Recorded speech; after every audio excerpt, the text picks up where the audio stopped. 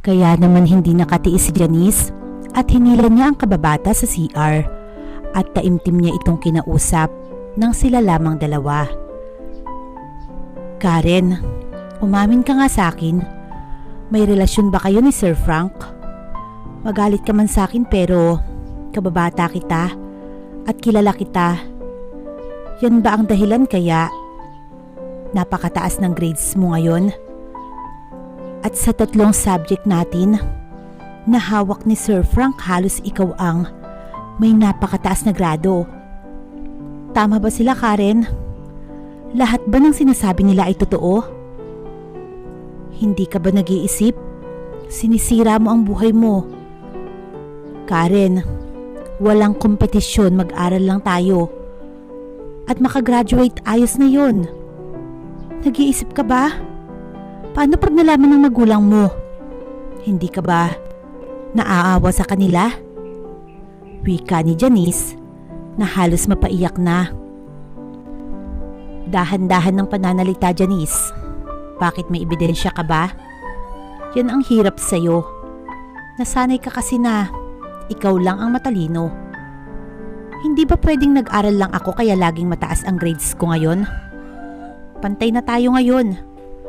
Kung sa ibang subject mataas ka at mataas man ang grades mo ngayon, magkakaalaman tayo sa graduation natin. Hindi na ako kagaya ng dati, Janice, kaya tigilan mo ko sa mga hinala mo. Baka mapahiya ka. Wika naman ni Karen. Napatungo na lang si Janice at ayaw na niyang makipagtalo pa kay Karen. Alam niya na hindi magpapatalo si Karen at handa na ito sa kanyang pinasok na buhay. Ilang buwan na lang at graduation na nila at inis na inis si Karen sa lahat ng nambubuli sa kanya, na halos lahat ng mga kaklase niyang lalaki, at alam niyang may alam ang mga ito. At si Sir Frank naman, para itong hindi nasasaktan sa mga biro sa kanila, at lalo lang tinitingnan niya ng nakakaloko si Karen.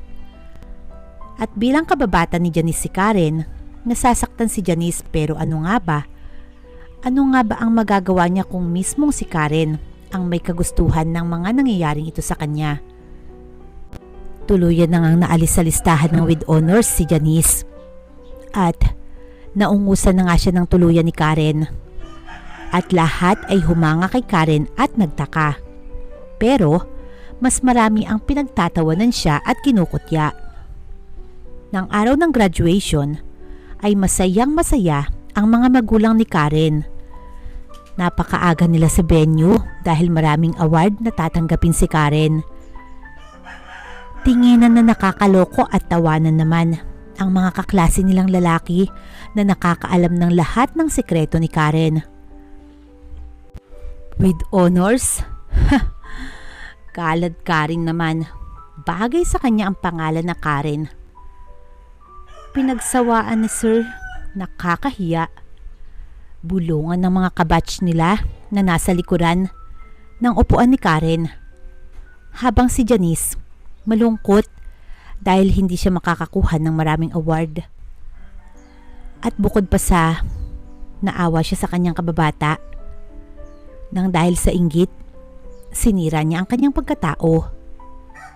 At hindi maaalis sa mga mata ng kanilang mga kabatch kung anong klase siyang babae, at alam iyon ni Karen at wala siyang pinagsisisihan.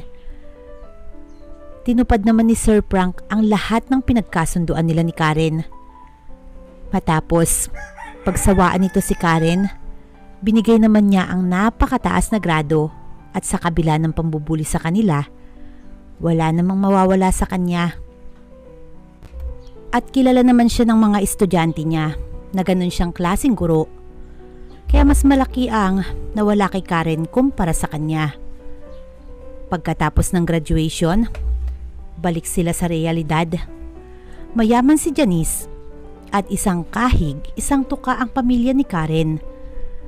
Balik na naman si Karen sa dating buhay nito. Inggit na naman siya sa kanyang kababatang si Janice. Pinagawa kasi ng ama ni Janice ang kanilang bahay at binigyan na si Janice ng sariling kwarto sa taas at napakalaki nito at may aircon. Samantalang si Karen nananatili sa kanyang kwartong luma at halos nalalaglag na ang kisame nito. At katabi niya gabi-gabi ang sira niyang electric fan na pinipilit lang ni Karen buhayin dahil napakainit sa loob ng kanyang napakaliit na kwarto. Kailangan na ni Karen na kumayod dahil kung hindi, baka araw-araw siyang paringgan ng kanyang ina. Hindi kagaya ni Janice na ayaw pang pagtrabahuhin ng kanyang mga magulang at magpahinga daw muna. At hindi naman nila kailangan ng pera. Na-promote kasi ang ama ni Janice at mas lalong lumaki ang sahod nito sa barko. Lecheng buhay to. Kahit anong gawin ko, ako pa rin ang talo. Ano naman kaya ang a-applyan ko kundi call center lang? O sa opisina ng mga malalaking mall? Wala naman akong ibang pagpipilian. Yun ang realidad dito sa Manila. At sa dami ba naman naming nag-graduate, saan ba naman kami babagsak? Sa malalaking kumpanya naman, imposible kang matanggap, lalo't wala kang backer. Bulong ni Karen habang naglalakad papuntang labasan upang sumakay ng jeep. Natanggap naman agad sa call center si Karen. At wala naman siyang ibang pagpipilian dahil doon lang maraming bakante. At lalo itong napabarkada sa mga kaedad niyang liberated at palaban sa buhay. Habang siya'y puyat at pagod na pagod sa kanyang duty, natatanaw naman niya araw-araw si Janice na lalong gumaganda dahil nabibili niya lahat ng gusto niya at naka-aircon pa araw-araw. At walang ginagawa kundi kumain at matulog lamang. Hanggang makaramdam na ng pagod si Karen at galit na galit siya sa mundo. Habang siya'y nawawalan na ng gana sa takbo ng buhay niya, hinahanap-hanap naman niya ang tawag sa kanyang katawan. At hindi niya malaman kung bakit sa gabi na nanaginip siya na may lalaki siyang kasama. At enjoy na enjoy siya sa kanyang nararamdaman kahit panaginip lamang ito.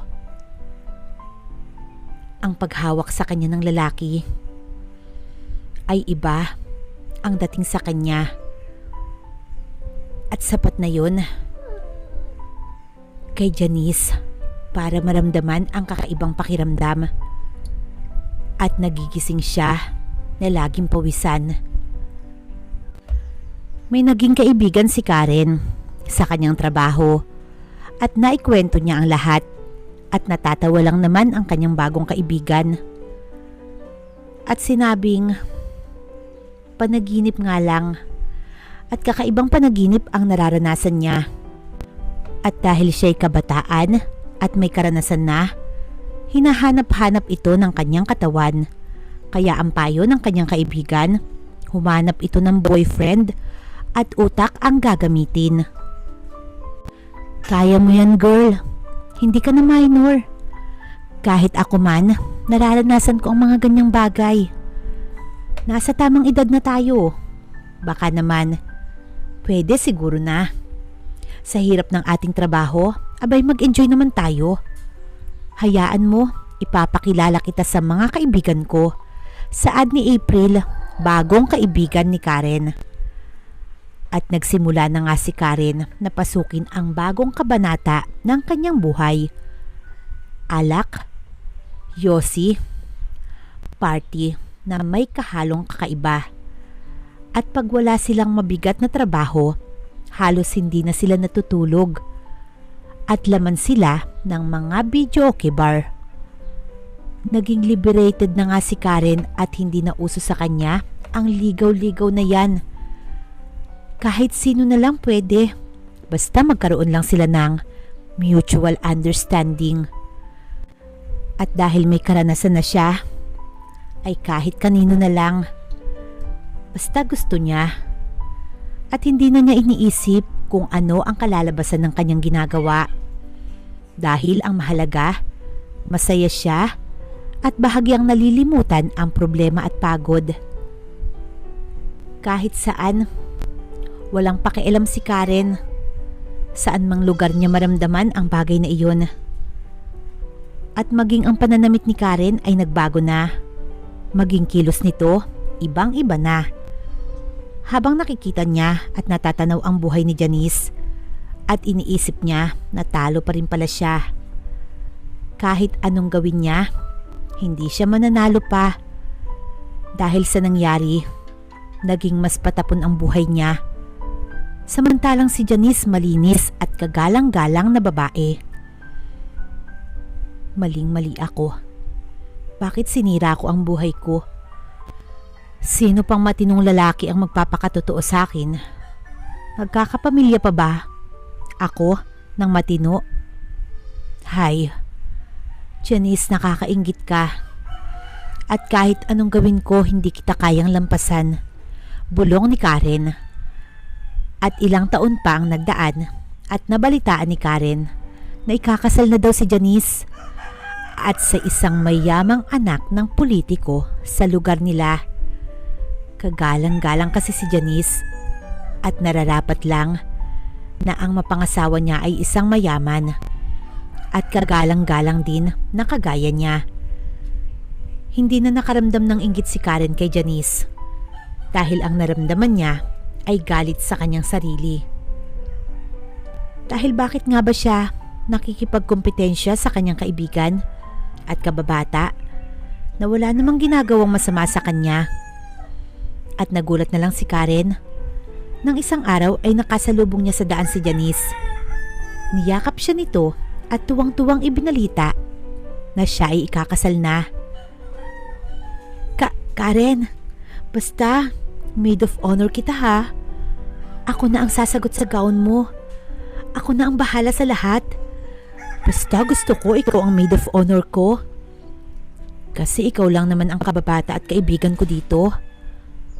Sana maging masaya ka sa akin ha. Tama na ang hate sa puso mo. Ngayon, kahit ako'y magkakapamilya na, kaibigan at kababata pa rin kita. Wika ni Janice. At bigla na lang lumuha si Karen at yumakap kay Janice. Gulat na gulat naman si Janice at sinabing bakit ito lumuluha. Nasa halip ay masaya para sa kanya. At hindi na nga bumitaw si Karen sa pagkakayakap sa kanyang kababata.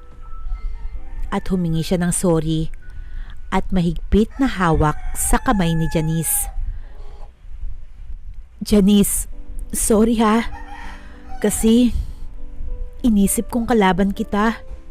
Sana mapatawad mo ako at huwag mo akong kuning maid of honor dahil hindi ako nababagay maging abay mo. Sa iba mo na lang ibigay ha. Pero huwag kang mag-alala. Dadalo ako sa kasal mo. At tandaan mo, tama ang sinabi mo. Ako lang ang kaibigan mo. At kasalanan ko na hindi ko agad ito naramdaman noon. At ipinagdasal mo ako, Janice, na sana mabago pa ang takbo ng buhay ko. Pasensya ka na sa kababata mo ha. Basta tandaan mo, masayang masaya ako para sa'yo. At lumakad na papalayo si Karen. At napaluha naman si Janice dahil ramdam na ramdam niya ang pinagdadaanan ng kanyang kaibigan. At wala naman siyang magagawa dahil mismong ang kanyang kababata ang pumili ng kanyang tinatahak na daan. At dito na nga po natatapos ang kwento ng magkaibigan na si Janice at si Karen.